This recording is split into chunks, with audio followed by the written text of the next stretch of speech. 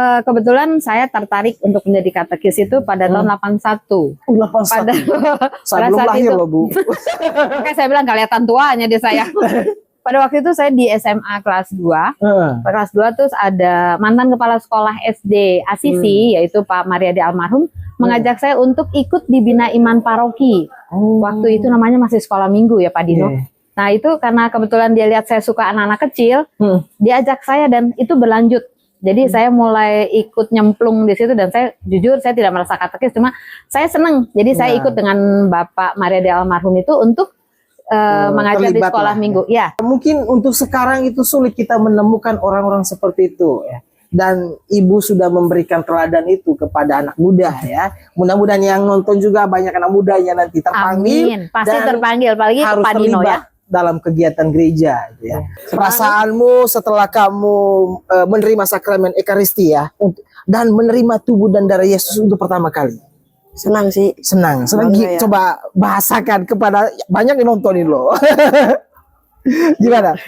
Senang, bangga ya.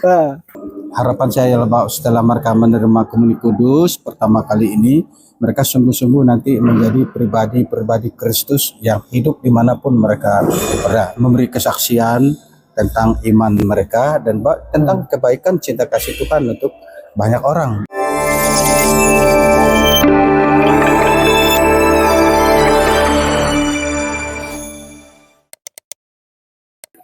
Halo sahabat Katolik terkini, selamat berjumpa lagi dengan saya Albertus Dino ya.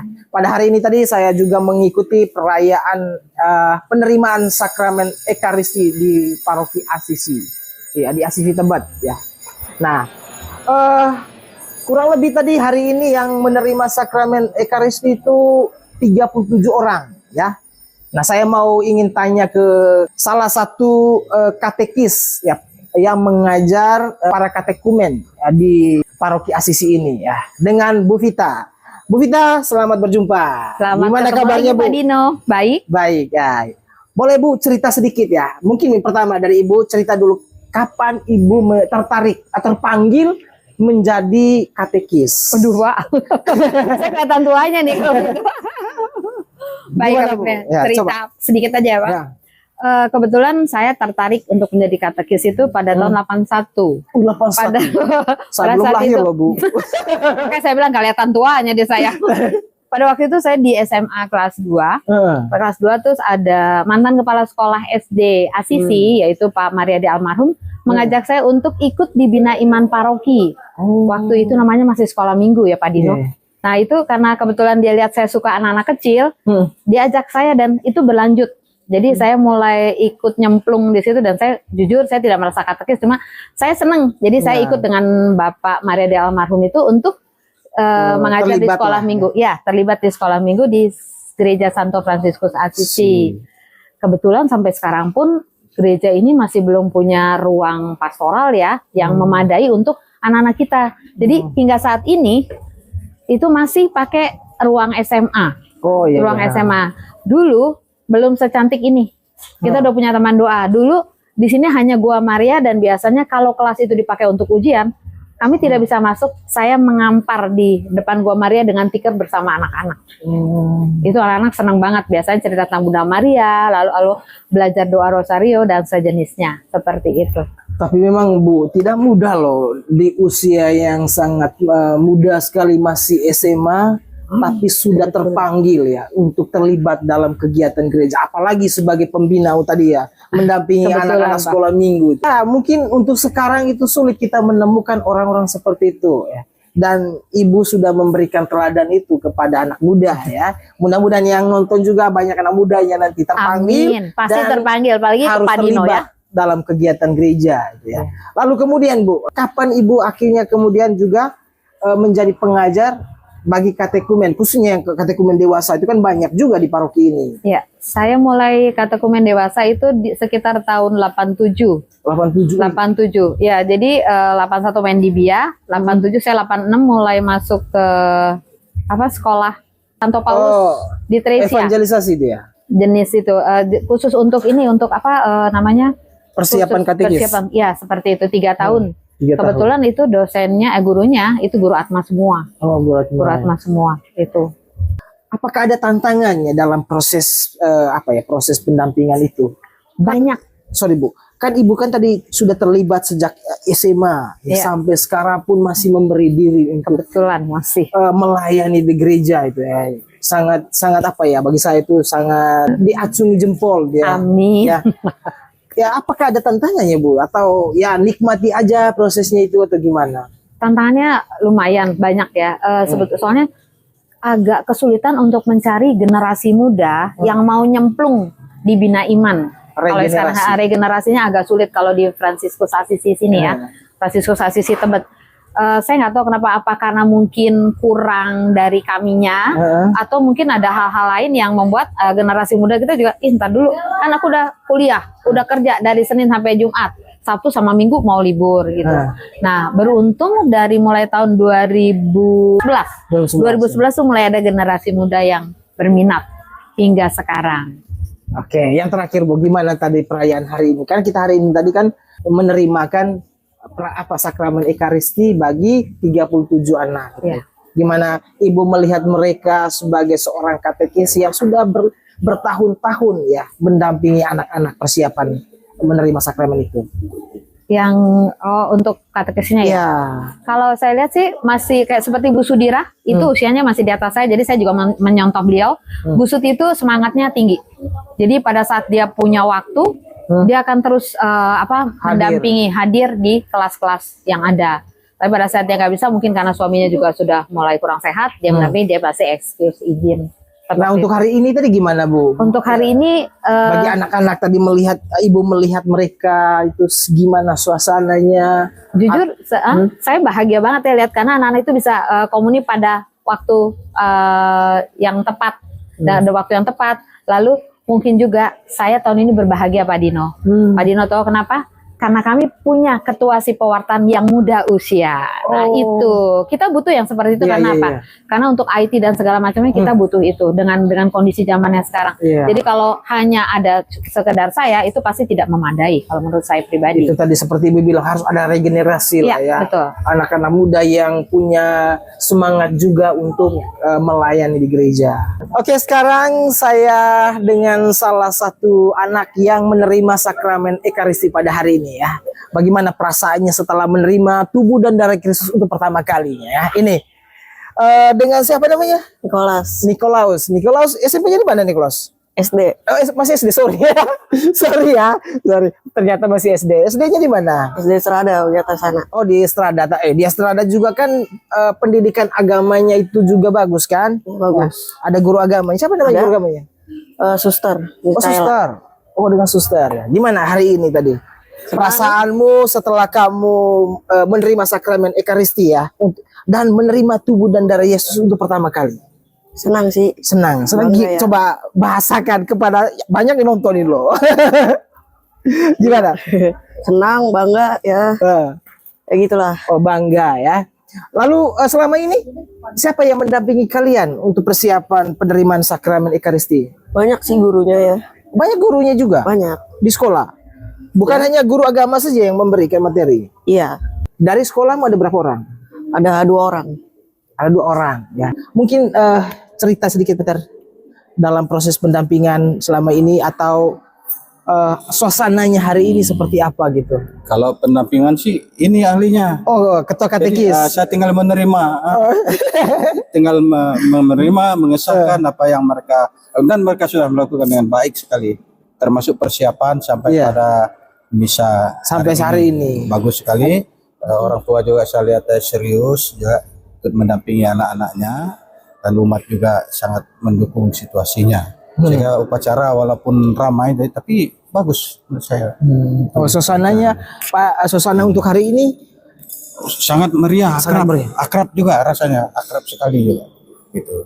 Mungkin satu dari Pater, apa harapannya untuk orang tua dan juga untuk anak-anak yang menerima sakramen Ekaristi pada hari ini?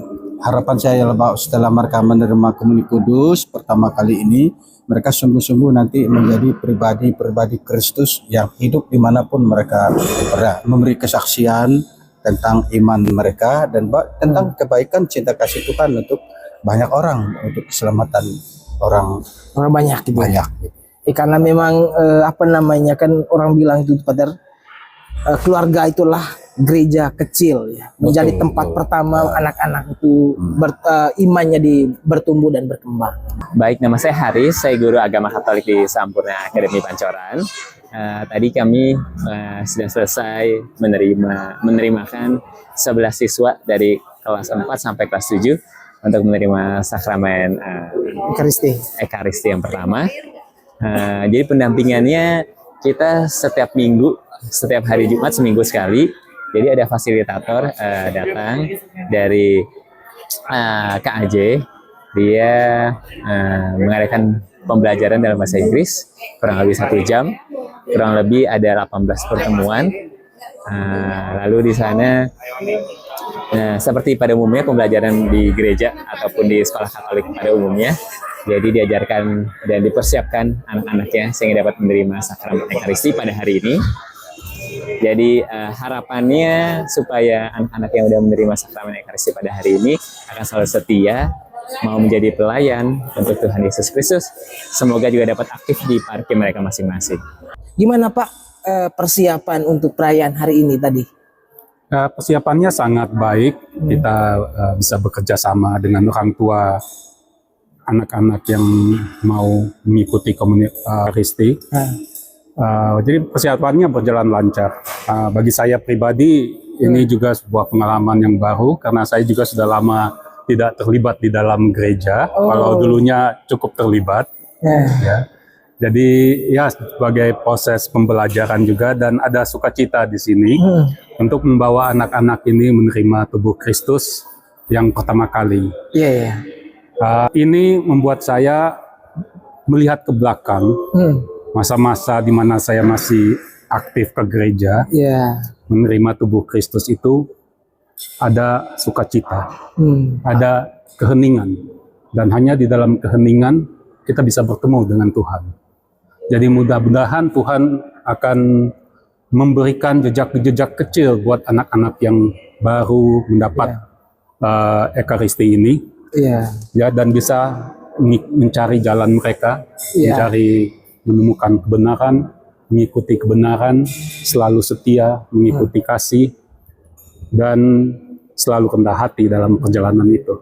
Itu tadi seperti yang Bapak Tio bilang tadi itu ya, artinya dengan perayaan ini harapannya untuk anak-anak itu semakin bangga menjadi Katolik ya, semakin punya kerinduan untuk ke gereja menerima tubuh dan darah Kristus. Apalagi Betul Bapak tadi sekali. ceritakan pengalaman, ya atau gimana, coba cerita sedikit pengalaman Bapak dulu pertama kali menerima komuni itu. Apa hal yang dipikirkan mungkin atau mungkin membayangkan situasi itu dulu ya?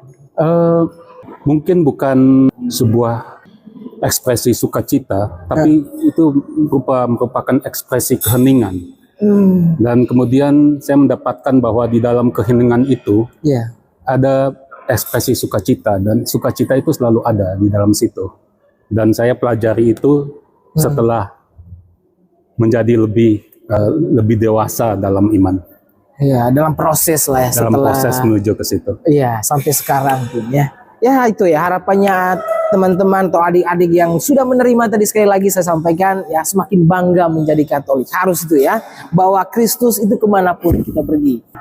Oke, yang terakhir ya, gimana harapanmu ya? Ini kan kamu kelas 5 SD ya. Berarti berapa tahun lagi kamu akan menerima sakramen Krisma? Ya. Coba kamu berbicara dengan dirimu sendiri untuk berapa tahun lagi? Apa yang ingin kamu katakan? Mungkin 3 tahun. 3 tahun lagi ya. Apa yang ingin kamu katakan kepada dirimu sendiri nanti? Kamu kan nonton lagi nih. Ini ada di apa nanti loh? Di Katolik Tergini. Memang Iya. Ya, coba kamu berbicara dengan dirimu sendiri untuk 3 tahun lagi, atau untuk mungkin nanti 10 tahun lagi kamu akan melihat lagi konten hari ini. mungkin senang ya. Senang. Jadi lebih baik. Dari lebih baik ya. Ya tentu harus bangga menjadi Katolik ya. Bangga. Kemanapun nanti Nikolas pergi harus menunjukkan itu ya, bahwa saya itu orang Katolik. Gitu ya. Terima kasih Nikolas ya. Sukses terus, semangat terus belajar ya. Harapannya untuk anak-anak ya, khususnya yang menerima sakramen Ekaristi pada hari ini. Nah, Mungkin langsung ngomong di ke kamera. oke. harapan saya sebagai tenaga yang berada di Gereja Santo Fransiskus Assisi, saya mau banyak anak-anak muda dari OMK khususnya mau terjun untuk membina adik-adik kecil kita, sehingga mereka juga memahami apa yang harus mereka lakukan di mana mereka berada, khususnya di dalam gereja. Jadi mereka juga tidak sampai, oh ini bukan hari Minggu ya, kami nggak ke gereja dulu. Nah seperti itu. Itu yang perlu ditumbuh kembangkan pada saat ini. Karena itu yang saya lihat pada saat sekarang. Jadi untuk generasi muda, khususnya dari Gereja Santo Fransiskus Assisi, ayo kita sama-sama membantu bidang pewartaan untuk mengajak adik-adik kita yang kecil lebih memahami apa itu Yesus, apa itu penerimaan untuk Ekaristi Suci. Demikian saja dari kita. Terima kasih. Oke, sampai jumpa lagi pada konten-konten yang lainnya. Ya. Terima kasih ya Pak Dino. Terima kasih. Mari.